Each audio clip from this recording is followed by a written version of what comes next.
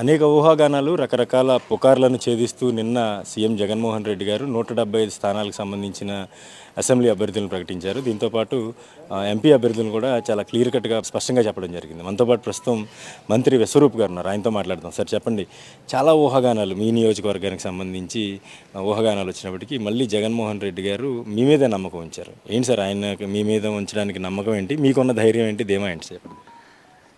జగన్మోహన్ రెడ్డి గారికి నా నిజాయితీ మీద, విశ్వసనీయత మీద అపారమైన నమ్మకం. ఫస్ట్ నుంచి వైఎస్ కుటుంబానికి నేను విధేయుడిగా పెరిగిన వ్యక్తిని. రాజశేఖర రెడ్డి గారికి అత్యంత సన్నిహితం కాబట్టి నేను మంత్రివర్గం నుంచి రాజీనామా చేసి మరీ ఈవేళ వైఎస్ఆర్ కాంగ్రెస్ పార్టీలో రావడం జరిగింది. నేను ఏదో మంత్రి పదం మొత్తం అనుభవించి రాలేదు, మంత్రి పదవికి రాజీనామా చేసి వచ్చాను.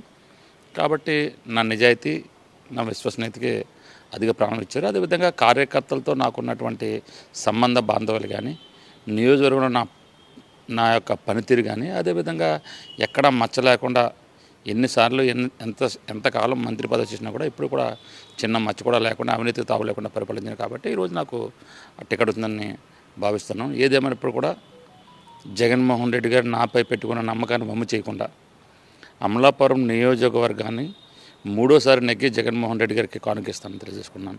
జగన్మోహన్ రెడ్డి గారి మీద పాజిటివ్ వే ఉంది, మా గొప్పతనం కాదు. జగన్మోహన్ రెడ్డి గారి మీద ప్రజల్లో మరీ ముఖ్యంగా మహిళలు, రైతులు, యువకుల్లో ఒక పాజిటివ్ ఓటు ఉంది. ఆ పాజిటివ్ ఓటే ఇప్పుడు రిఫ్లెక్ట్ కాబోతుంది. వచ్చే ఎన్నికల్లో అభ్యర్థులు అవడమని కాదు, జగన్మోహన్ రెడ్డి గారిని మళ్ళీ ముఖ్యమంత్రి చేయాలన్న ఒక పాజిటివ్ సానుకూల దృక్పథంతో ఈరోజు ఎన్నికలు జరిగిపోతున్నాయి. కాబట్టి 175కి 175 అన్న పూర్తి విశ్వాసంతో జగన్మోహన్ రెడ్డి ఉన్నారు. తప్పనిసరిగా ఆ దిశగానే ఫలితాలు ఉన్నాయని భావించింది. సరే, అదే కోనసీమకు సంబంధించి కొన్ని ప్రత్యేకమైన పరిస్థితులు, అంటే గతంలో కొంత అల్లర్లు జరిగిన పరిస్థితి ఉంది. ఆ వ్యవహారానికి సంబంధించి మీ మీద ఏమన్నా ప్రభావం చూపించే అవకాశం ఉంటుందంట? అల్లర్లో రేగుంటే, అల్లర్లో జరుగుంటే కంపల్సరీ అది ప్రజల్లో నుంచి వచ్చిన మాత్రం కంపల్సరీ రిఫ్లెక్ట్ ఉండేది. అల్లర్లో జరగలేదు, అల్లర్లు సృష్టించాడు ఒక వ్యక్తి. కావాలని మా పార్టీలో ఉన్న ఒక వ్యక్తే అల్లర్లు సృష్టించాడు, ఒక వ్యక్తి చేసింది తప్ప ప్రజల్లోంచి వచ్చింది కాదు. కాబట్టి దాని ప్రభావం ఏమి ఉండదని నాకు తెలుసు. ఉండదు కాబట్టే ఇటీవల ఎన్ని సర్వేలు జరిగినా కూడా విశ్వరూపి అభ్యర్థి అన్న పాజిటివ్ టాక్ వస్తుందనే కారణం అది ప్రజల్లోంచి వచ్చింది కాదు, కేవలం కల్పితం. కాబట్టి తప్పనిసరిగా ప్రజా జీవితంలో ఇవన్నీ మామూలే. తప్పనిసరిగా అన్నింటిని అధిగమించి ఈరోజు టికెట్ సంపద అన్నింటిలో అధిగమించి రేపు పొద్దున్న గెలుపు సాధించి ఇవాళ వైఎస్ఆర్ కాంగ్రెస్ పార్టీకి అమలాపురం స్థానాన్ని నిలబెడతాం. మీరు చెప్తున్నటువంటి వ్యక్తి గతంలో మీ వెనక ఉండేవారు, ఇప్పుడు లేరు. ఆయన లేకపోవడం ఏమన్నా ఇబ్బంది కలిగే అవకాశం ఉంటుందా పార్టీకి కానీ, మీకు కానీ, వ్యక్తిగతంగా కానీ ఏమన్నా? అటువంటిది ఏమి ఉండదు.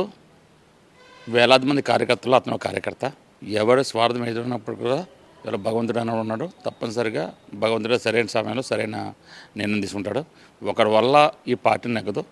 కార్యకర్తల బలం, జగన్మోహన్ రెడ్డి గారి యొక్క సంక్షేమ కార్యక్రమాలు కానీ, ఆయన ముందు చూపు కానీ ఈరోజు వైఎస్ఆర్ కాంగ్రెస్ పార్టీకి ఆయుధాలు.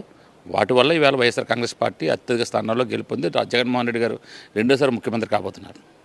ఖచ్చితంగా సీఎం జగన్మోహన్ రెడ్డి రెండోసారి సీఎం పీఠాన్ని అధిష్ఠించడం పక్కాగా ఖాయమని చెప్తా ఉన్నారు మంత్రి విశ్వరూప్. అదేవిధంగా ఇక్కడ చూసుకుంటే తనకు కూడా తన నిజాయితీ తనను గెలిపిస్తుందని, ఇక్కడ ఉన్నటువంటి ప్రజలతో నిత్యం మమేకమై ఉన్నటువంటి తన నాయకత్వం కూడా తన విజయానికి వైపు నడిపిస్తుందని కూడా ఆయన చెప్తా ఉన్నారు. అమలాపురం నుంచి కెమెరా పర్సన్ వినయ్తో శ్రీధర్, ఐ డ్రీమ్ న్యూస్.